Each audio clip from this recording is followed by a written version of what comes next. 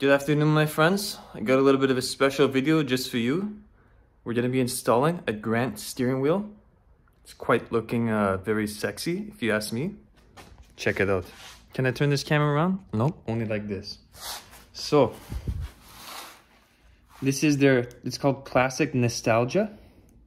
And as you can see, I also got a GMC center cap, which I had to order separately. Because obviously, you know, we got the Sierra. And then this is the... what's it called here? The installation kit 3196. And so that's for I believe it's 1969 to 94 Chevrolet, you know, GM kind of stuff with no airbag, you know, and no tilt steering. So in my case, I got a 89 C1500. So I'm going to bring you through the process of the steering wheel installation.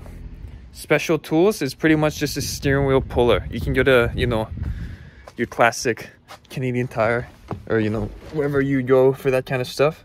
The first thing I already did so far is I just removed the center here. All it is, it's 2 bolts right on the back. Let me see if I can get you the right angle here. Okay, perfect. Right here, you're gonna get, I believe they're 2 7mm. So you just remove those. And then from there, there's a little horn wire right there that you disconnect. And so at this point now, I'm just gonna remove this little thing here with a tiny ass screwdriver, whatever this thing is, some next clamp. And then I'm gonna put the steering wheel puller on it and remove the old wheel. Make sure too, this is why I get the hood pop, to disconnect your negative battery cable, all right? Or positive, whatever you want, I don't give a fuck. So on to the next step. So at this point, my friends, we've loosened this 21mm bolt. But don't take it all the way off, because when you put the steering wheel puller on, when it pulls out, you don't want it to come right off and hit you right in the nose. Next thing you know, you got to go to the hospital because your nose looks like Owen Wilson. And so just leave a little bit on there. And then when you pull it out, then you can remove the bolt, all right? So I'll show you, this is my steering wheel puller. Got it from CT. If you're Canadian, you know what I mean by that short form. Anyway, we're going to continue. I'll keep you updated. So this is how your steering wheel puller setup's gonna look. And you just tighten the crap out of this. Make sure that these bolts are super tight, because you don't want this thing popping off, because it's a lot of pressure there. And yeah, 21mm for this setup. Let's get her done. This next part of the installation may seem a little bit on the scary side. However, it's actually quite simple. So that's the stock horn wire. And then this is your new aftermarket one. The real difference is this connection here. But basically, you're just going to put this spring with the bell end of the wire into this little green slot. And then you get this piece, which just locks into place. See this little tip? You just slot it into there and lock it in. So I'll show you what that looks like installed. So just so you guys know, the way that this wire here connects, this black tube here that I just put in there is actually double the length. I actually cut it in half.